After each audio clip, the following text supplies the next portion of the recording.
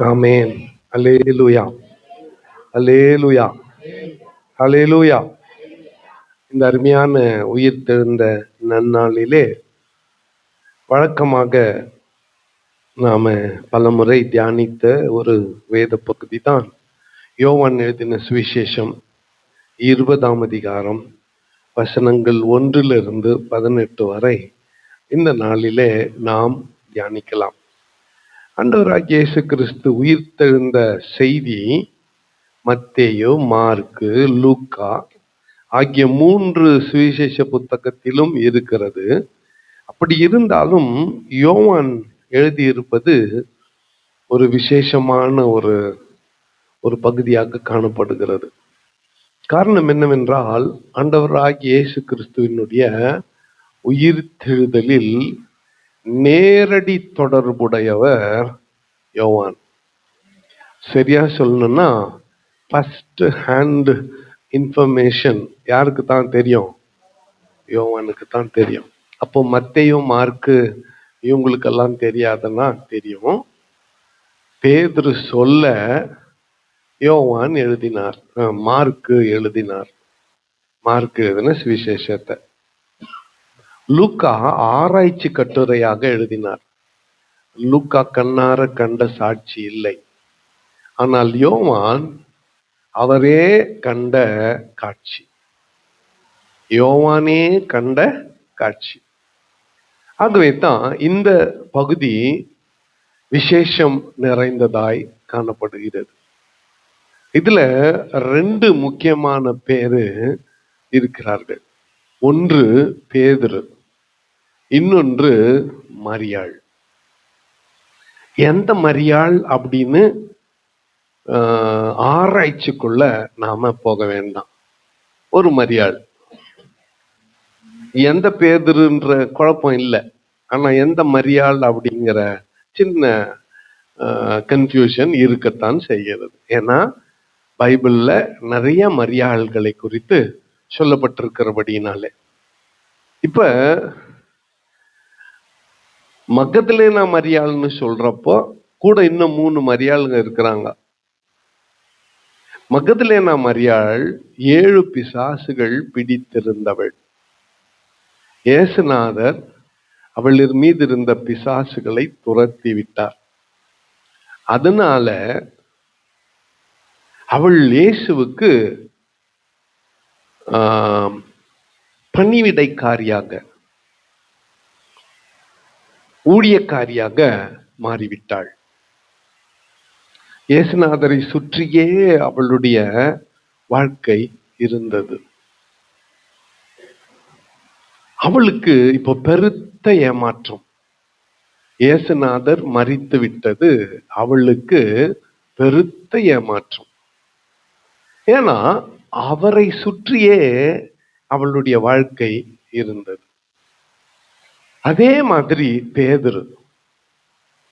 பேதுருனுடைய வாழ்க்கை கூட கடந்த 3 ஆண்டுகளாக இயேசுவை சுற்றியே இருந்தது. மீன் பிடித்து கொண்டிருந்தவனை என் பின்னே வா, உன்னை மனிதர்களை பிடிக்கிறவன் ஆக்குவேன் என்று சொன்னதும் தன் வலைகளை எல்லாம் விட்டு இயேசுவுக்கு பின் சென்றான். குடும்பத்தை இழந்தான், வீட்டை இழந்தான். 4 பேர் திமிர்வாதக்காரனை கூரையை பிரித்து அப்படியே இறக்குனாங்களே, அது யாரோட வீடு? பேதுரோட வீடு. பேதுரு இயேசுக்காக இழந்தவன். ஒரு நாள் கேட்டான், ஆண்டவரே உமக்காக எல்லாவற்றையும் விட்டு வந்தேமே, எமக்கு நீர் என்ன தருவீர்? அவன் பொய் சொல்லல இயேசுநாதர்கிட்ட. எல்லாவற்றையும் விட்டு வந்திருந்தான். படகை, தொழிலை எல்லாவற்றையும் விட்டு அவருக்கு சீஷனாய் வந்திருந்தான். அது ஒரு புறம் இருக்க, இவனுக்கு பின்னால ஒரு ஸ்டோரி இருக்கிறது. இயேசு காட்டி கொடுக்கப்பட்ட அன்று இவன் சேவல் கூவதற்கு முன்பதாக 3 தரம் ஆண்டவர் என்ன பண்ணிட்டு இருக்கிறான்? மறுதலிச்சுட்டு இருக்கிறான். அந்த துக்கத்திலே கடந்த 3 நாட்களும் அழுது கொண்டே இருக்கிறான். இப்ப இந்த 2 கேரக்டர்ஸ், இந்த 2 பேரை நாம தியானிப்பது நமக்கு பிரயோஜனமா இருக்கும். லூக்காவுல படிக்கிறப்ப இந்த மகதலேனா மரியாளும் மற்ற மரியாளும் இயேசுநாதரை சிலுவையில இறந்து இறக்கி கொண்டு போய் அடக்கம் பண்ணதுமே வீட்டுக்கு போய் தைலத்தை ரெடி பண்றாங்க. வீட்டுக்கு போய் தைலத்தை ரெடி பண்ணீங்களோ? வசனம் சொன்னா தான் நம்புவீங்க போலுக்குது. அப்படி குறுக்குறுன்னு பாக்குறீங்க என்ன? ஓகே, 23:55-56 வாசிங்க. லூக்கா 23:55-56.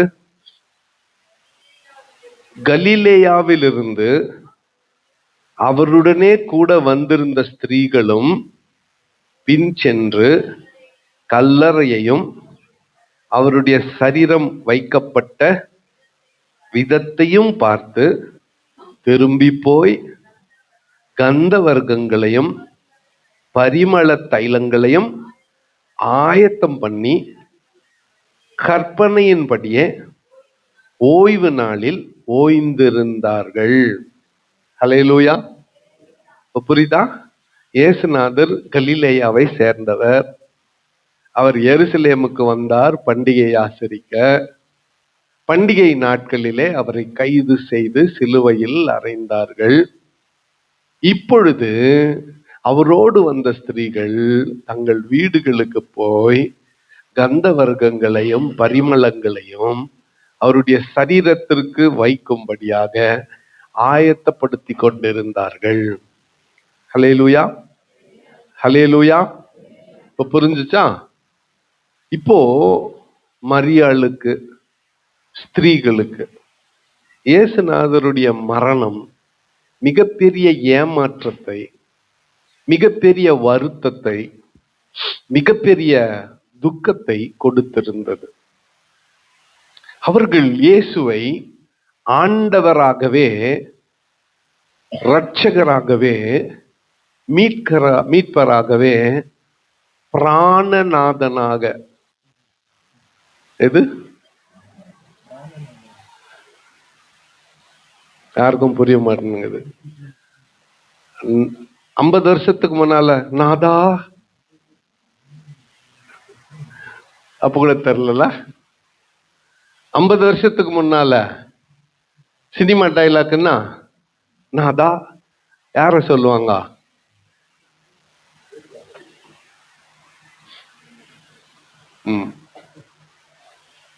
ஆத்தும மனவாளனாக இயேசுவை நினைத்து வாழ்ந்து கொண்டிருந்தார்கள். அவரை நேசராக, மீட்பராக, இரட்சகராக, அவரன்றி வாழ்வில்லை என்று வாழ்ந்து கொண்டிருந்த ஸ்திரீகளுக்கு அவருடைய மரணம் மிகப்பெரிய துக்கத்தையும் ஏமாற்றத்தையும் ஏற்படுத்தி இருந்தது. ஆகவே அவங்களால சும்மா இருக்க முடியவில்லை. அவர்கள் என்ன பண்ணாங்க? ஒரு நாள் முழுவதும் வெள்ளிக்கிழமையிலிருந்தே இவருக்கு தூப வர்க்கம் இடவும் கந்த வர்க்கங்களையும் பரிமளத்தையும் ஆயத்தம் பண்ணி கொண்டிருந்தார்கள். இப்போ வாரத்தின் முதலாம் நாள் வருகிறது. இன்று அதிகாலை 1ஆம் வசனத்தை வாசிக்கலாம். வாரத்தின் முதல் நாள் காலையில் அதிக இருட்டோடே மகதலேனா மரியாள் கல்லறையின் இடத்திற்கு வந்து கல்லறையை அடைத்திருந்த கல் எடுத்து போடப்பட்டிருக்க கண்டாள். கவனிங்க, லூக்காவும் மத்தேயும் வேற ஸ்திரீகளும் கூட இருந்தாங்கள் என்று எழுதுகிறார். கண்டிப்பா மகதலேனா மரியாள் தனியா இருக்க வாய்ப்பில்லை. எந்த பெண்ணு சூரியன் வர்றதுக்கு முன்னால விடியற் காலை கல்லறைக்கு போக முடியும்? தனியா பேய் பிடிச்சிட்டு இருந்தா போலாம், மற்றபடி போக முடியாது. மனநிலை பாதிக்கப்பட்டிருந்தா போலாம். ஒரு ஒரு அர்த்தத்திலே இந்த பெண்கள் மனநிலை பாதிக்கப்பட்டவர்களைப் போலதான் நடந்து கொண்டார்கள். அதிகாலை இருட்டோட மகதலேனா மரியாள் கல்லறையின் இடத்திற்கு வந்து கல்லறை அடைத்திருந்த கல் எடுத்து போடப்பட்டிருக்கிறதை கண்டாள். ஆக்சுவலா இவங்க பேசிக்கொண்டு வர்றாங்க, லூக்காவிலையும் மத்தேயுலையும். திருப்ப திருப்ப நேரம் இல்லை, வர்றப்பே பேசிக்கொண்டு வராங்க. ஸ்திரீங்க என்ன பேசின்னு வராங்க, ஏசுநாதரை அடக்கம் பண்ணிட்டு ஒரு பெரிய கல்லை வச்சு மூடிட்டாங்களே, யார் நமக்காக அந்த கல்லை புரட்டி போடுவார்னு பேசிக்கிட்டே வர்றாங்க. அப்படியானால் வேற சில ஸ்திரீகள் கூட இருந்தார்கள். இங்க யோவான் மகதலேனா மரியாளுக்கு முக்கியத்துவம் கொடுக்க ஒரு காரணம் இருக்கிறது. இப்போ அவள் ஓடி சீமோன் பேதுருவினிடத்தில், இயேசுவுக்கு அன்பாயிருந்த மற்ற சீஷனிடத்திலும் போய், கர்த்தரை கல்லறையிலிருந்து எடுத்துக்கொண்டு போய்விட்டார்கள், அவரை வைத்த இடம் எங்களுக்கு தெரியவில்லை என்றாள். அப்பொழுது பேதுருவும் மற்ற சீஷன் வேற யார்? யோவான் தான். கல்லறையிடத்திற்கு போகும்படி புறப்பட்டு இருவரும் ஒருமித்து ஓடினார்கள். பேதுருவை பார்க்கிலும் மற்ற சீஷன் துரிதமாய் ஓடி முந்தி கல்லறையினிடத்துல வந்து உள்ளே பிரவேசிக்காம அதற்குள் குனிந்து பார்த்து சீலைகள் கிடைக்கிறதை கண்டான். ஆனாலும் அவன் உள்ளே போகவில்லை. சீமோன் பேதுரு அவனுக்கு பின்னாலே வந்து கல்லறைக்குள் பிரவேசித்து சீலைகள் கிடக்கிறதையும் அவருடைய தலையில் சுற்றியிருந்த சீலை மற்ற சீலைகளுடனே வைத்தராமல் தனியே ஒரு இடத்திலே சுருட்டி வைத்திருக்கிறதையும் கண்டான். முந்தி கல்லறையின் இடத்திலே வந்த சீஷன் அப்பொழுது உள்ளே பிரவேசித்து கண்டு விசுவாசித்தான். இந்த கிறிஸ்தவ சீஷர்களுக்குள்ள ஒரு விசேஷம் அதுதான். இங்க யோவான் தன்னை குறித்து எழுதும் பொழுது அந்த மற்ற சீஷன் கண்டு விசுவாசித்தான் என்று உண்மையை எழுதி வைத்திருக்கிறான்.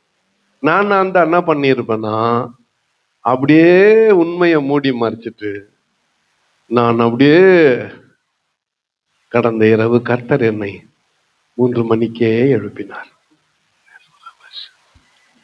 அவருடைய பிரசன்ஸ் என்ன அப்படியே என்னை மறந்து ஆண்டவரை நோக்கி ஜெபித்துக் கொண்டே இருந்தேன், ஆராதித்துக் கொண்டே இருந்தேன்.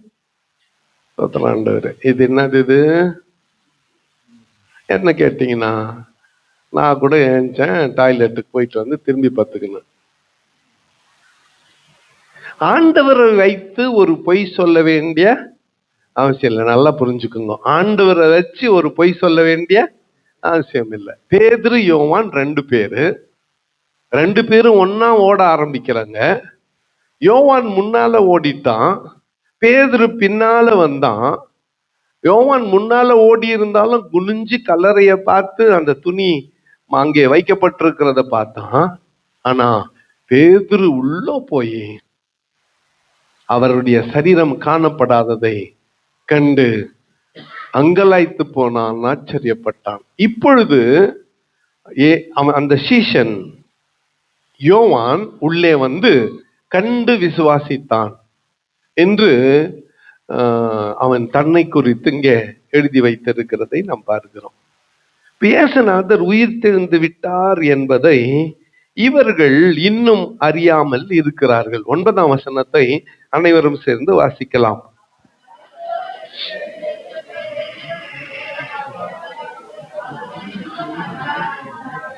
அவர் மரித்தோரிலிருந்து எழுந்திருக்க வேண்டும் என்கின்ற வேத வாக்கியத்தை அவர்கள் இன்னும் அறியாதிருந்தார்கள். இப்போ ஒரு கேயாஸ் அல்லது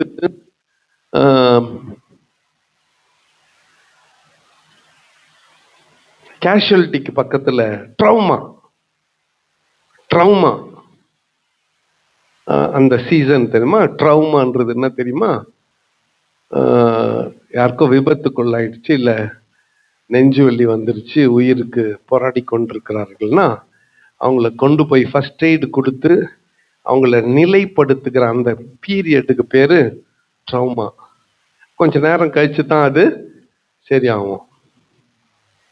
சரியா? நிறைய பேர் ட்ரௌமாவிலே இருக்கிறாங்க. நான் சொல்றது இது பாதிக்கப்பட்டவங்களுக்கு. அந்த ஒரு நிலைமையில பேதுருவும் யோவானும் இருக்கிறார்கள். குறிப்பா பேதுருக்கு என்ன பிரச்சனை? நான் ஏற்கனவே சொன்னேன். சேவல் கூவுறதுக்கு முன்னால 3 முறை ஆண்டவரை மறுதலித்து விட்டு இருக்கிறான். ஆண்டவரை மறுதலிச்சுட்டு இருக்கிறான், சபிச்சு சத்தியம் பண்ணிட்டு இருக்கிறான். சரியா சொல்லணும்னா கெட்ட வார்த்தையில திட்டிட்டு இருக்கிறான். அது அவனை ரொம்ப துக்கப்படுத்தி இருக்கிறது. மேல் வீட்டு அறையில உமக்காக ஜீவனை தருவேன்னு சொன்னவன் பயந்து நான் அவரை அறியேன் என்று போய் சொல்லிவிட்டான். அதனால இப்போ குத்தப்பட்டவனாக அழுது கொண்டு இருக்கிறான். இயேசுநாதர் இப்பொழுது காணவில்லை. சீஷர்கள் திரும்பி வீட்டுக்கு போயிட்டாங்க. இந்த காட்சியை பாருங்க. வந்தது மகதலேனா மரியாளும் சில ஸ்திரீகளும். இயேசுநாதருடைய சரீரத்தை காணல. ஓடி போய் பேதுருக்கு சொன்னாங்க. பேதுரும் யோவானும் ஓடி வந்து பார்த்தாங்க, திரும்பி போயிட்டாங்க. நல்லா புரிஞ்சுக்கோங்க, நம்மால ஒன்னும் செய்ய முடியாத சூழ்நிலை இருக்கிறது.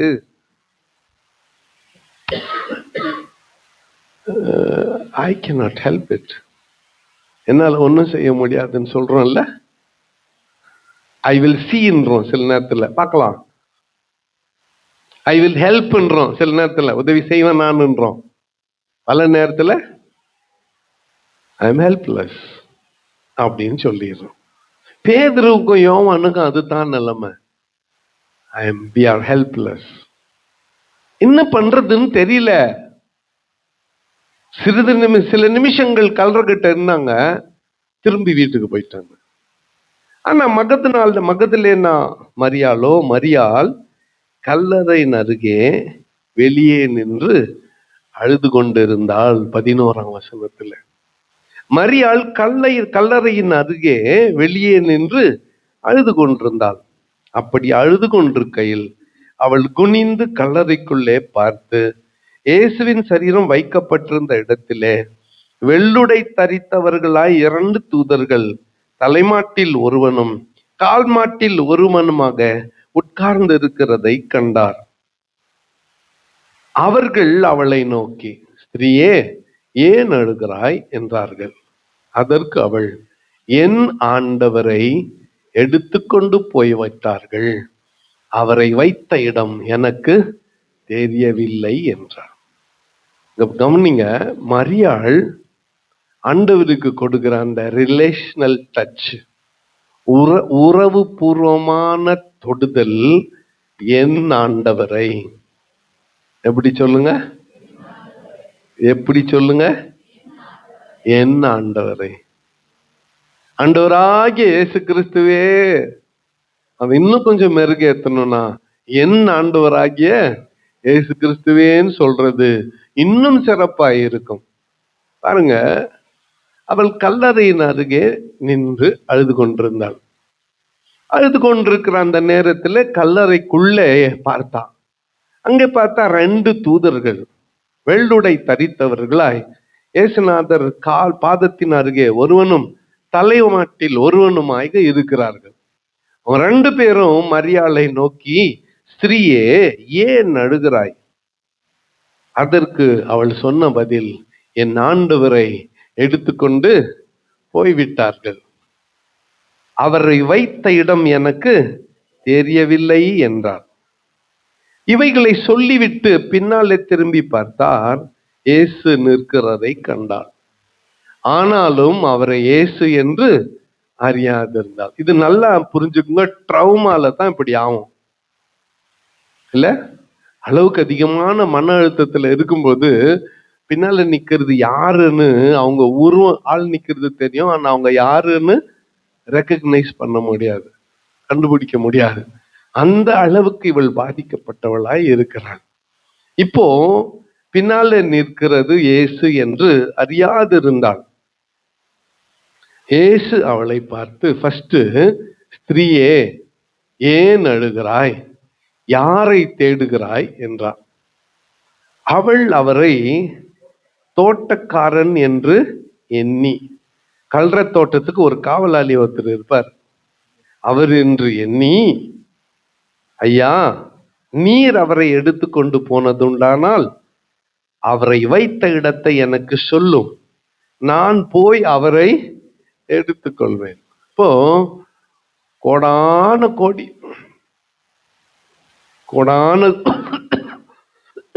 கோடான கோடி மக்களுக்கு இயேசு கிறிஸ்து ஆண்டவர், அதே வேளையில் தனிப்பட்ட உனக்கும் ஆண்டவராய் இருக்கிறார். பொதுவா அவர் தேவாதி தேவன், ராஜாதி ராஜா, கர்த்தாதி கர்த்தா, எல்லாருக்கும் ஆண்டவர். அதே வேளையில் உனக்கும் ஆண்டவராய் இருக்கிறார். மரியாள் சொன்ன வார்த்தை, ஐயா நீர் அவரை எடுத்துக்கொண்டு போனது உண்டானால் அவரை வைத்த இடத்தை எனக்கு சொல்லும், நான் போய் அவரை எடுத்துக்கொள்வேன். பேதுருக்கு வராத தைரியம், யோவானுக்கு வராத தைரியம், அவரை பெற்ற தாயாகிய மரியாளுக்கு வராத தைரியம், இயேசுநாதருடைய உடன் பிறந்த சகோதரர்களுக்கு வராத தைரியம், அவளுடைய ஊழியத்தினாலே நன்மை பெற்ற ஒருவளுக்கு வந்திருக்கிறது. அதை விட அவளை நேசித்த ஒருவளுக்கு வந்திருக்கிறது. என் ஆண்டவரை நான் எடுத்துக்கொள்வேன் என்றார். இயேசுநாதர் இன்னும் அவளை அந்த ட்ரௌமால வைக்க விரும்பவில்லை, அந்த அங்கலாய்ப்பிலே வைக்க விரும்பவில்லை. 17ஆம் வசனத்தை அனைவரும் சேர்ந்து வாசிக்கலாம்.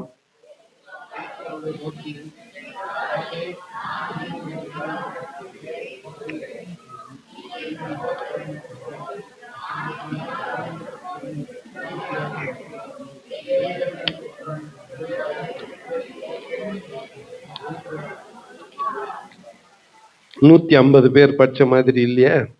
ஒரு 4 பேர் படிச்சிங்க, எல்லாம் சேர்ந்து வாசிக்கலாம். டிவியில் இருக்குது.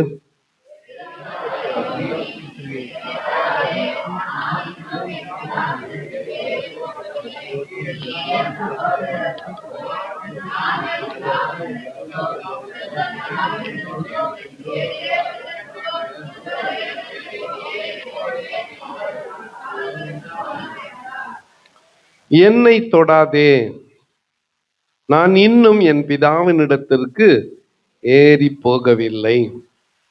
என்ன, ஆண்டவராகிய இயேசு உயிர் தெழுந்த போது அதிகாலை நேரம், ராத்திரி 12 மணிக்கு இல்லை, ஏர்லி மார்னிங் 5:30 பொழுது விடுகிறப்போ இயேசு உயிர் தெழுந்தார். தம்முடைய சொந்த இரத்தத்தை ஏந்தினவராய் பரலோகத்துக்கு போய் அங்கே இருக்கிற கிருபாசனத்தை சுற்றி அந்த இரத்தத்தை தெளித்து பாவ பரிகாரம் செய்ய அவர் இந்த உலகத்துக்கு அனுப்பப்பட்டார்.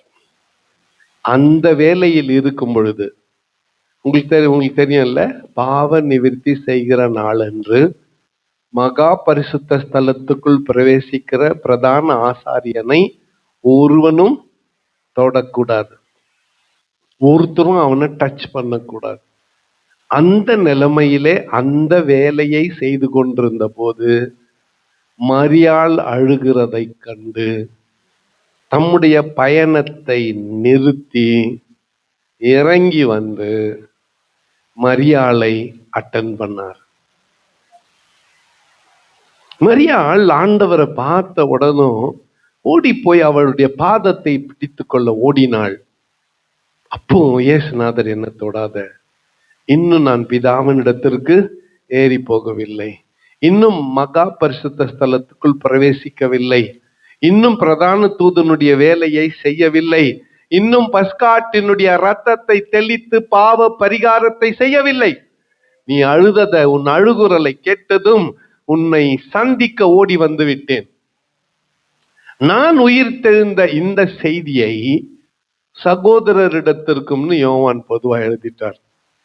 லூக்காவிலும் மற்ற சீஷனும் எழுதும் பொழுது பேதுருவுக்கும் சீமோனுக்கும் மற்ற சீஷருக்கும் போய் சொல்லுங்கள் என்று செய்தி சொன்னதாக இருக்கிறது மார்க்ல. ஏன் பேதுருக்கு ஸ்பெஷல் செய்தினா, பேதுரு துக்கப்பட்டு கொண்டே இருக்கிறான், பேதுரு வேதனைப்பட்டு கொண்டே இருக்கிறான். அவரை மறுதலித்ததினாலே மகா துக்கத்தில் பேதுரு இருக்கிறான். Peter needs healing. பேதுருக்கு என்ன தேவை? சுகம் தேவை, ஆறுதல் தேவை. இப்ப இவள் ஓடி போய் 18ஆம் வசனத்தை வாசிக்கலாம்.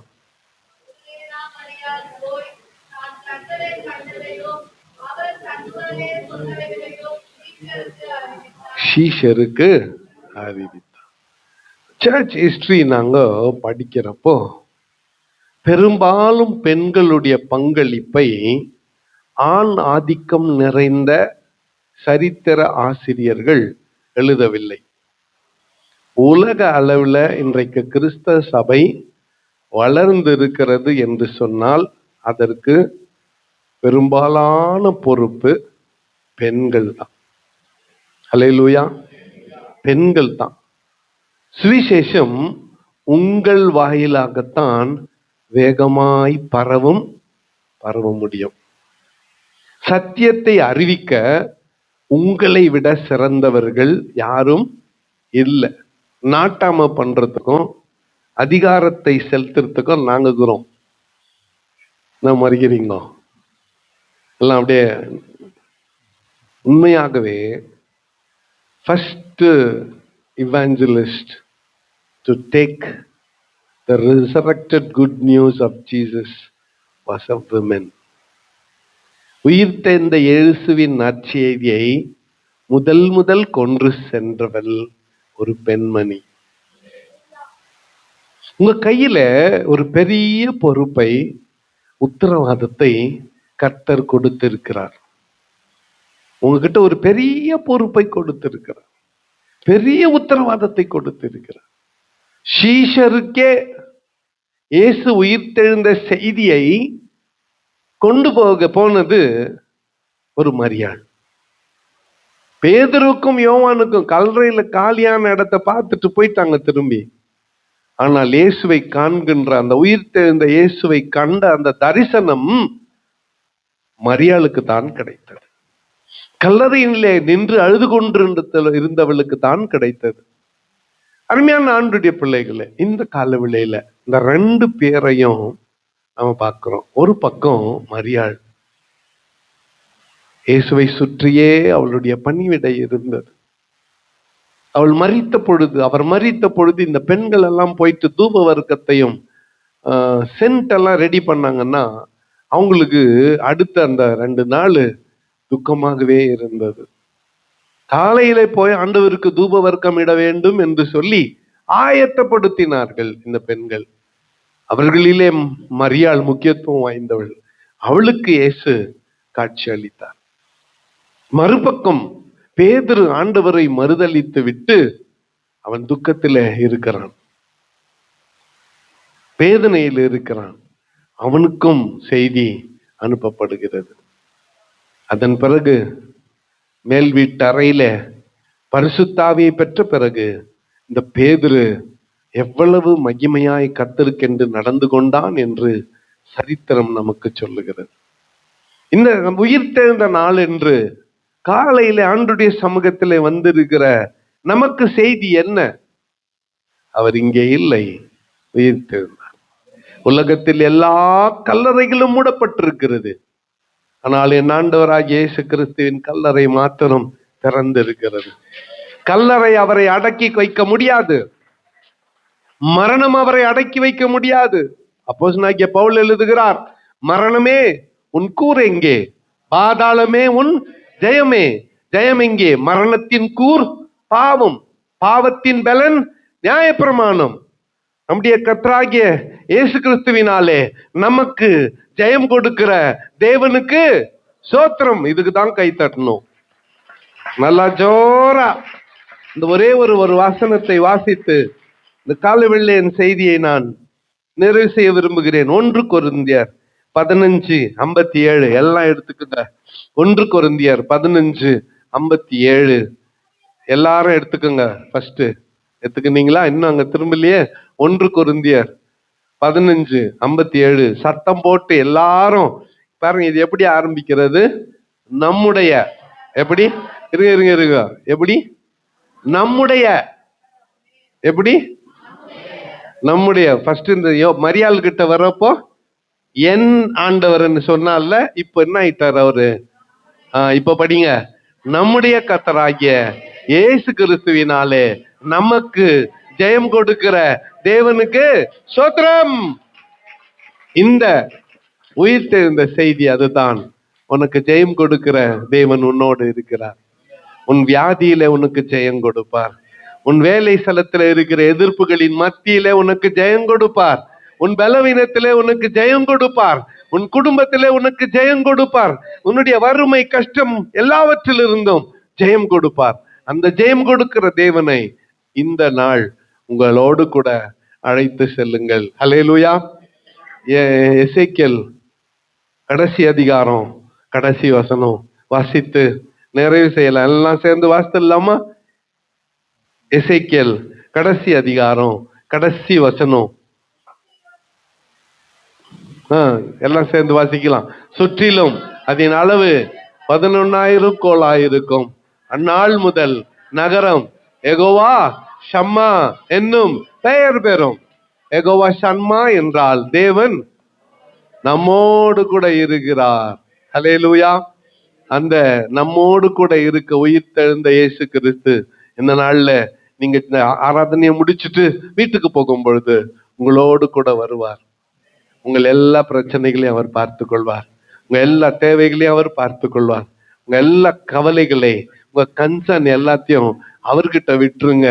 அவர் உங்களை விசாரிக்கிறவர். அவர் நம்மை விசாரிக்கிறவர். எல்லாவற்றையும் கர்த்தர் பார்த்து கொள்வார். கர்த்தர் தாமே இந்த வார்த்தைகளை நமக்கு ஆசீர்வதித்து தருவாராக. கண்களை மூடி நாம் ஜெபம் செய்வோம். ஆவியிலே ஏற்பட்ட ஒருவர் கேட்ட வார்த்தைகளை நினைவு கூர்ந்து ஆண்டவருக்கு நன்றி சொல்லி ஜெபியுங்கள்.